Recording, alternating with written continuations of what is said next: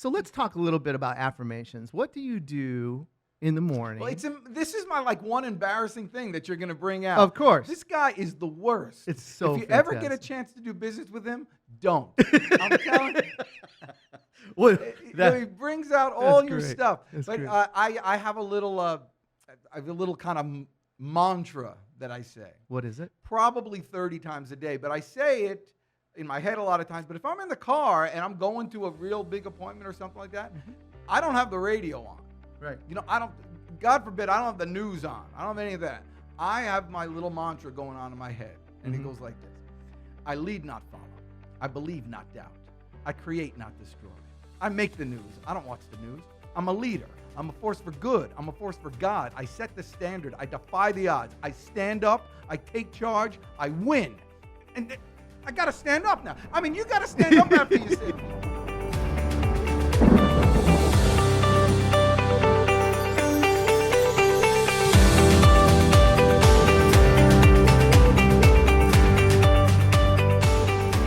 Crispin, Cruz. Dan Jourdan. Yes, sir. We're Here back we are again. to pipe. Hey, listen. Yeah. I was told that we do too much banter. Really? Yes. So we have to cut out the banter and get right to the point. I don't know about that. I mean, I like the banter. I think we should do a little bit of it. You want a little banter? Yeah, I mean a little bit. So how are you doing, Dan? You losing weight? I'm trying. I'm Yeah? trying. How do you do it, really? How do I do it? Yeah, what's your weight losing thing? I just got to eat right, and I'm trying to do the no carb. It's really hard. So basically, Mm-hmm. it's discipline. Discipline. That's the main thing. That's it. You know when you wake up in the morning. Now let me ask you another question. This should be good. How do you hire a good salesperson? What do you think the number one quality is a good salesperson needs to have? The number one quality. A good salesperson, I think, always needs to be thinking top of mind about engagement, about how are they improving their level of engagement with their prospect every single minute. You know, the bonding and rapport that you take through the whole sales event is just so important. I mean, and if you don't make Yeah, that, but how do you know that person can do that? well, you got to make that connection right from the start. I mean, if you're in an interview and let's say I'm hiring somebody Yeah. for my business, okay? If you're in an interview and you don't feel that person is doing things during the interview, you as the owner of the company and the individual salesperson, and not trying to make that connection with you and not trying to make that sale, right? Then how well are they going to do out in the real world? So you're telling me that for you to pick a good salesperson, you can find out in the first 2 seconds about how well they're engaging with someone? I mean, I think you got to follow the breadcrumbs. I mean, I think it's all about the first interaction. How engaging are they looking at you? Are they doing all these little things? Are you picking up these breadcrumbs all along the way? Because as you're going through that interview process, you better be thinking, how is this person going to represent my brand? And how are they going to actually, interact with prospects that hopefully have a compelling reason to buy my product or service? Well, that's exactly the challenge that a lot of our clients and a lot of people are having in their business, is that they know they need to find a salesperson. They know they need to get someone out there who's going to, actively be promoting their brand and actively going out and trying to get more clients regularly. Because, if you're not growing, you're shrinking. That's right. If you're not climbing, you're climbing, you're sliding. Yet, most people refuse to go ahead and get a salesperson because they don't know if the person is going to succeed or fail, and they don't want to invest the money in that problem. So there are some predictive traits for effective salespeople that I think you've been able to uncover, and probably the listening and watching audience would like to know what they are. Crispin, Cruz. I was trying to set you up with discipline, but you just completely threw that out the window, even though it was dominant. No, I mean, it was like the perfect segue. I know, but here's the thing. Discipline is important because let's talk a little bit about Dan Jourdan, okay? Nothing I like more. So, Dan, let's talk about discipline. Have you seen this? I know, that's right. Okay. That's right. So, what do you do every morning starting at 7:30 or 8 o'clock? Walk me through that, and how discipline plays such a role in that. Yes. Well, I think what I do every morning between 7:30 and 8:30, I say every morning, most mornings. But the mornings that are scheduled to do this, I cold call. Mhm. And I cold Oh, call. wait a second. Yeah. Did you just say cold call? Yeah, as cold as they get. I mean, Sometimes people will actually say, "Is this a cold?" Because people don't get cold calls anymore. And so this guy would say, "Is this a cold call?" And Right. I'm like, "Yes, this is completely." wait a second. It's freezing. You're frightening It's me. never been colder. You're frightening me. Let me tell you why. Okay, because LinkedIn, millions of people, right? Tens of millions of people on LinkedIn throughout the whole U.S. I just read an article that says cold calling is dead, Dan. I mean, if you're still cold calling, you're part of the old, that's the the OG, right? Old guard. I mean, so you can't tell me that cold calling is actually effective. I mean, come on. LinkedIn tells me it's dead. We don't have to do it anymore. Yeah, well, I think, and I know what they're saying, and probably to be fair, the way they consider cold calling is kind of ineffective. The old school pounding, beating people in submission and all that stuff. That's kind of not, I don't know that it ever worked. But I'll tell you what cold calling is really good for you and why I do it between 7:30 and 8:30 every morning. Tell me why. It's not to get customers. It's to make me better. It's to make me better. It's not for them. Mhm. Now, do I get customers? Yes. Almost every day. Do I get good leads? Yes. Okay. Almost every day. But that's not the point. The point is, from 7:30 to 8:30, I'm talking to 20 or 30 people, whatever it takes. I'm ready at that point. So when an incoming call comes, or I'm in the presence of a customer, baby, I'm already warmed up. Right. I mean, the worst thing that could possibly happen to you is you have your perfect client, the one that makes your career client, walk into your office, say, "Hey, tell me about your services," and it's your first call of the day. You're not stretched, you're not warm, you're That's not right. ready, you're not prepared. That's right. Every day. So that's where I think discipline, if I'm interviewing somebody as a salesperson, Right. for me to say, what time do you wake up this morning? Mm-hmm. Is an important question, but an even more important that I ask them is, what time were you dressed and ready to go this morning? There we go. There we go. And some of them say, oh, about this time, whatever. I don't care what time it is. I just need it to be the same time every day. Right. You've got to have and that's just my little thing, but I think discipline's real important. Okay, now because I know you better than most of the listening and watching audience. Yeah, even to the point of the hair that grows in my ears. He told me to shave the hair. He told me to shave the hair on my ear this morning. Yes, I did because I care about you. Yeah. Okay, so here's the thing. So I know you better than most people that are listening or watching, but let's talk about these foundational things that you do every day. And let's just for a moment talk about affirmations, because here is a piece that you're very disciplined about as well, because I know you. Mm-hmm. And this is one of those things that the listening audience will walk away from this thing and they'll say, you know what, those two guys kind of funny, they've got some good stuff, right? But they won't do it. Only the top 2% will do it. Mm-hmm. Because the top 2% really want to get better. They want to be best in class. They want to be the best in their industry. Okay? And then others, they'll say, yeah, you know what?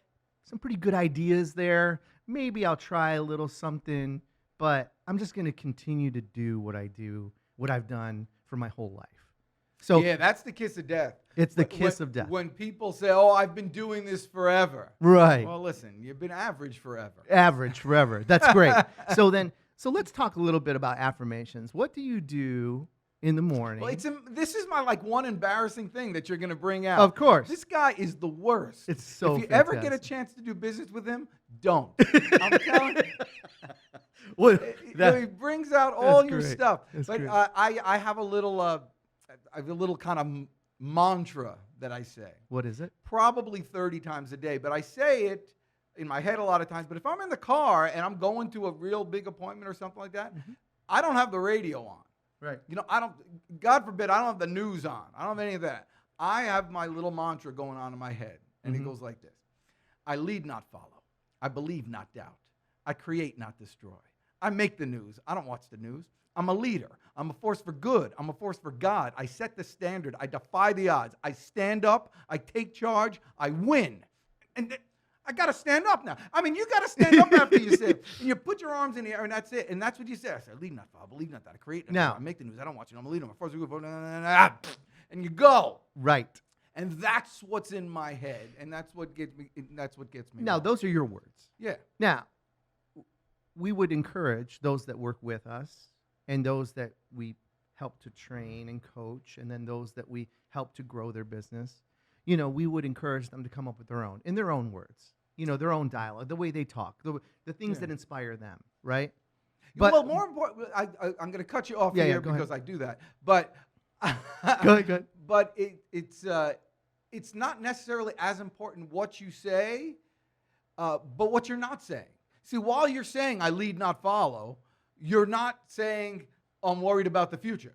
Right. That's not in your head. Right. While you say I make the news, I don't watch the news, you're thinking about all the bad things that can happen. Right. So you're not only avoiding the bad stuff, you're replacing it with something positive. But this is what I want to ask you. How can you do that if you make it a part of your routine, right?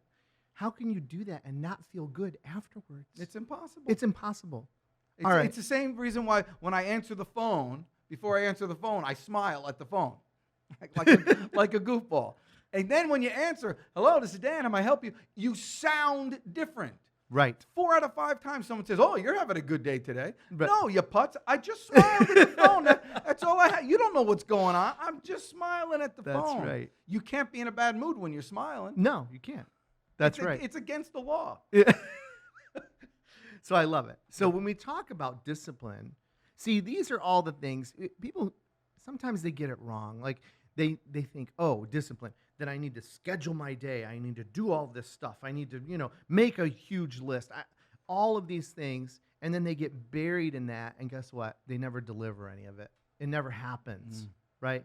We're talking about little things, small adjustments that you can make that are going to have a huge impact on your life if you just decide today to do it. Jim Rohn, who you may or may not know, but like one of the greatest motivational speakers ever. I know him well. Well, I'm not talking to you. I'm talking to the 1,900 people that are watching. Well, he used to be a good friend of mine. Okay. So Jim, it says his line was, the definition of success is simple little disciplines practiced every day. There we go. I mean, you can't get better than that. I mean, that's a drop the mic moment right there. I know. I wish I had said it. I didn't say it. Yeah. But we could make something else up. We'll just change a couple words, and then it could be yours. That's right. But that's the whole thing. So simple. That's what success is. So when you're interviewing a salesperson, you're looking for those human qualities. In essence, what we do and we encourage our clients to do is hire for will and train for skill. That's it. And so you need somebody that's there. And so you could find out what's another predictive thing that you could tell whether or not someone's going to succeed or not. So we talked about the engagement piece. Engagement. All right. Discipline. What's another one? Another one is this. There's too many people that are out there that are hiring for a specific position or even a sales position, and they say, hey, Dan, sell me this pen. Okay.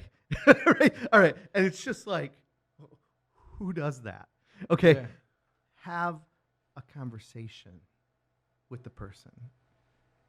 And we really start to dig into what have they done in the past? Because typically they'll bring a resume, right? Mm-hmm. Maybe it's 1 page, maybe it's 2 pages. Okay. You can, like a typical person that would go through the interview process and say, well, tell me what happened here. It looks like you grew, this company 187%. Tell me about that. You can go through that. But let's make it conversational. Okay, Dan, tell me about the best job that you ever had. It looks like you were here at this company for 10 plus years.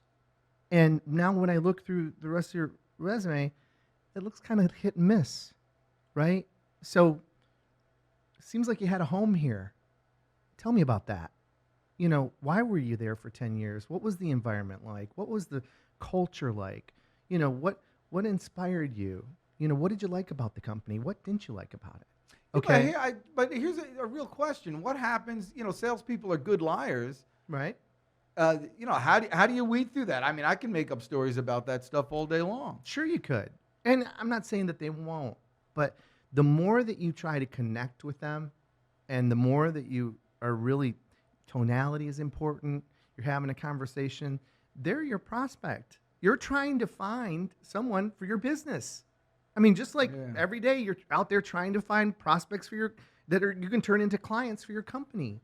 And this, arguably, is a huge role. You're hiring a salesperson. You're expecting this person to help you get you to the promised land. So how do you know after you hire the person? Because this is a fear Wait. that people have. Before we get there, though, Uh-huh. the other question is this: is that once you uncover what really kind of gets this person's juices going, like really what's important to them, okay? Once you uncover that, then you go negative, and you say, "Listen, Dan, somewhere on here, you may have been smart and just completely left it off of your resume, okay?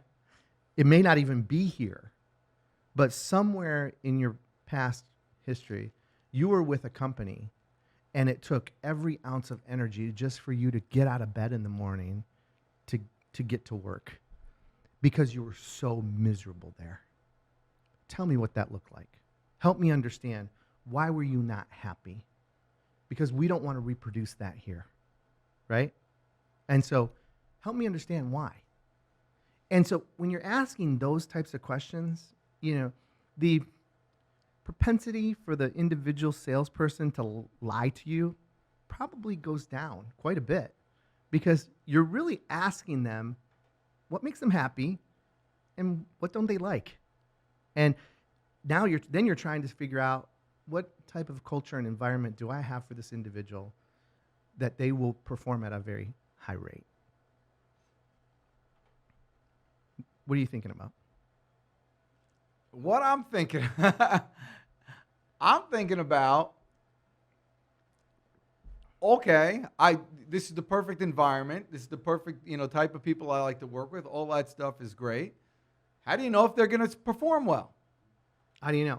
Yeah. I mean, this is what I know. Well, I'm asking you, how do you predict whether or not this salesperson is going to succeed? I'm going to invest a lot of money in them. Right. Well, we take the guesswork out of it. Who? Okay. We, as the company, take the guesswork out of it. Got it. Because there's 3 different components that you have to have that we're going to talk pretty in depth about on one of the other podcasts as well. So, but there's 3 components that you have to have for every time you hire a salesperson or anyone within your organization, but especially for a salesperson. And for whatever reason, it's the 3rd component that always gets missed, and I don't understand why. Okay? So the first component is just the job description. And I say just, but the job description has to be right. It basically tells the individual that's, applying for the position, this is your job description, this is the responsibilities for the position. Okay? Here you go. And we're actually reviewing that with them during the interview. Okay? So these 3 things you're going to go over. Okay? So in the job description, it'll say their overall types of what their responsibilities or their day-to-day. Their overall. Their Okay. overall responsibilities. This is the job. This is what it entails. Those types of things. Okay? Then, so that's pretty, that's what typically you're reading through on Indeed or Monster or whatever. That's the JD, right? Mm-hmm. So that pretty much replicates that. But you review it with them and say, here's the position. Okay. The second piece is compensation. Okay? The compensation piece. There's a 1-sheet piece that clearly explains how the salesperson is going to be compensated. And you don't have to be an accountant to figure it out. Let me say it again. You don't have to be an accountant to figure it out. You know how many comp plans I've seen that are so, I mean, if you meet this goal, you get, 0.075%. It's like, it decentivizes the actual salesperson. Okay, Simple, easy. You know how I've written 3 comp plans for multi-million-dollar companies that I've helped to grow. One I helped grow from 15 million to 50. Another one I helped grow from 2.5 million to 15 million. You know what their comp? You know how I vetted their comp plan for the sales reps? No, how? My 8-year-old son. I gave him a copy of it, and I reviewed it with him, and I said, if you can understand this, then it's right. And I explained it to him, and he goes, I understand it, Daddy. I said, perfect. That's funny. Okay, so. Well, what's an example of a comp plan? A comp plan. Very quickly. So an 8-year-old can understand. Percentage of gross. Of gross. Boom. Gross sales. Just like That's that. paid it's paid the second pay period of every month for the previous month's sales.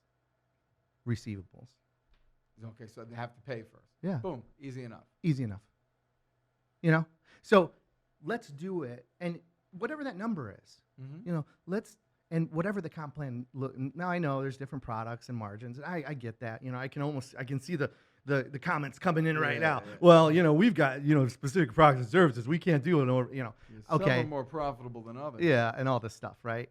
Tell me that we can't come up with an average. Right. I mean, I don't think there's a business out there that I haven't been able to do that with. Every business is completely different from each other and exactly the same. Exactly.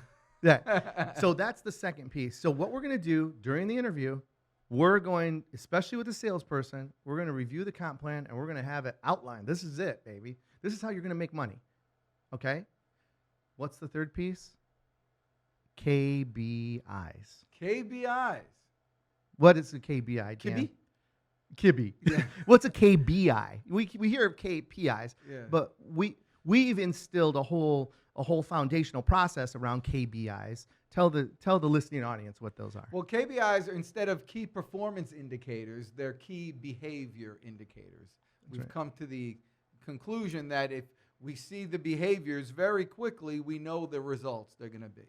And so it affords you the ability to make a mistake with someone who's done well on an interview, and you can hire fast, but you can fire faster. Right. You can say, hey, this is what you're required to do. You're not doing it. We need to find someone who can. Right. See you later, potato. You're basically firing yourself. That's exactly right. So guess what? We build a customized KPI set, right, for every client that we serve, and we review that with the potential salesperson on the interview. That's the piece that people don't do, because here's 10 things. Here's how you're going to be, you know, here's how they're weighted. Here's the expectation of what you're going to do, right?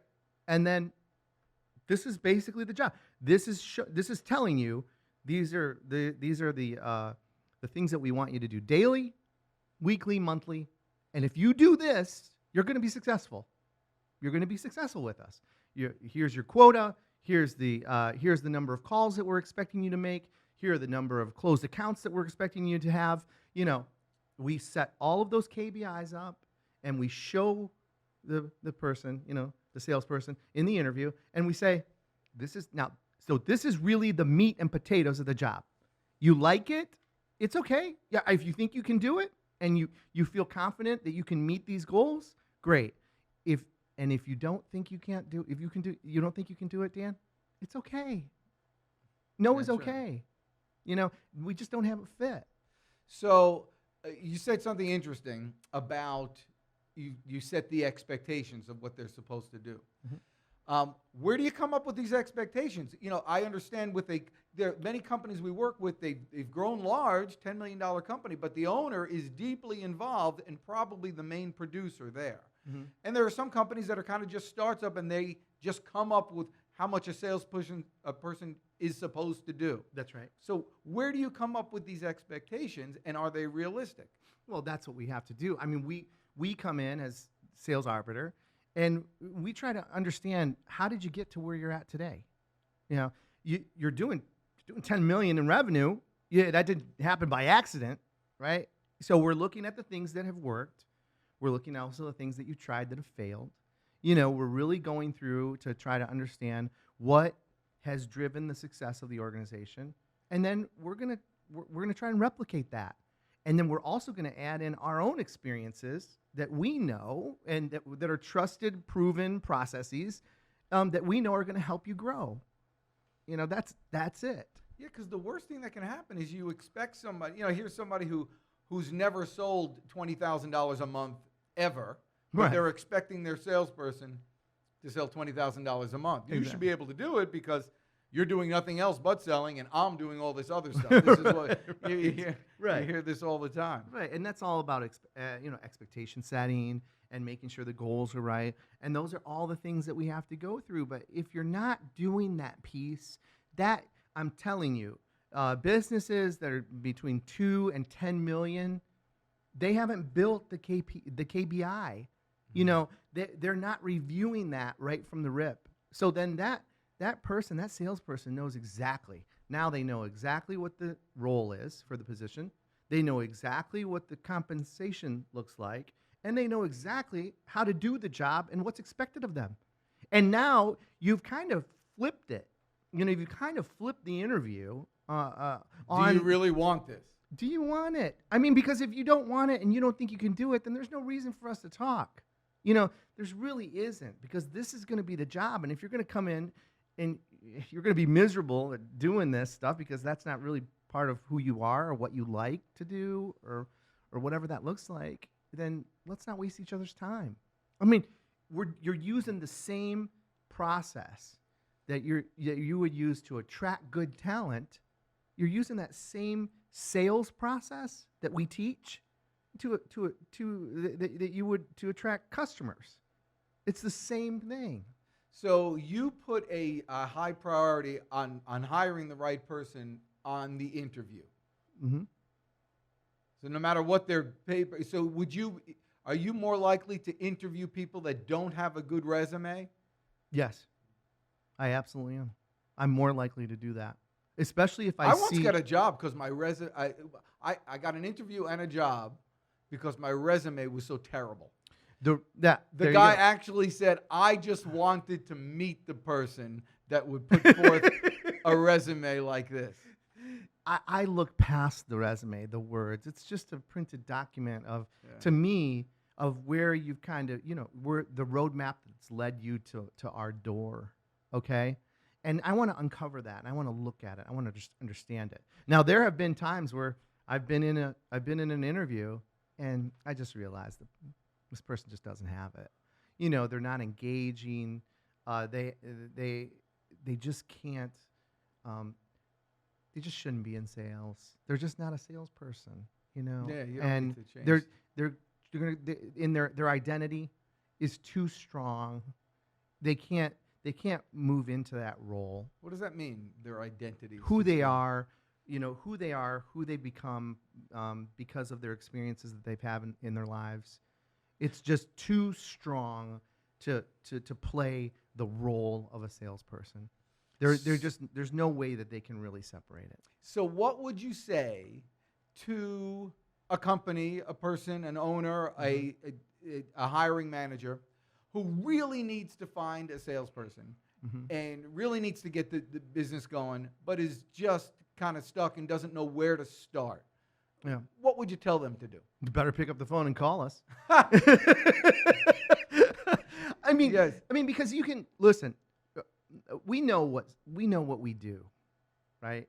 We know what we're doing for our current clients. We know how we're growing their business. We know how we're adding resource. We're putting in foundational tools. We know how we're doing all this, right? And we see the success that our clients are having. And so I know I made kind of a joke, pick up the phone and call us. But here's what I would really say. If you're just looking to do this on your own, then discipline. We started with that, didn't we? Be disciplined enough to take, at the very least, take the lesson in this podcast, build those 3 tools for your business. And if you don't know how, there's help out there. We can help you. We'd be happy to do some sales, consulting with you and help you grow your business and do all these things that we help our companies, do to get to that next level.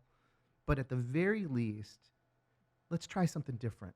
Especially if you've had experiences where you've hired someone, they've sat in a seat for 6 months, they promise you the world, you spent a ton of money on them, and guess what? They didn't make one sale. That's terrible. The biggest sale that they made in their lives was what? Was getting the job. Was getting the job. That's right. Okay? We got to talk about that on another podcast. What Yeah, was your we will. biggest sale? Okay. Mine was my wife, by the way. But So it sounds like to me, from what Mhm. you're saying, Mhm. that finding the right salesperson for your company has a lot more to do with the person who's doing the hiring than it does the applicant themselves. It does. That the same person who's doing the hiring needs to have discipline. The same person who's doing the hiring needs to have a process. Mhm. And the same person doing the hiring has to understand what the job entails fully and make sure the expectations are right. Nailed it. Dang. I mean, does it get any better than that when No, you're dealing with it the doesn't. ditch? That's how It it doesn't. works. All right. All right. Well, listen, thanks for listening today. We appreciate the fact that you came to our podcast, and we hope that you got some value out of it. Dan, anything to close with? Yes. Listen, you guys are the best. I'm the Deej. This is Cruz. Go get them today.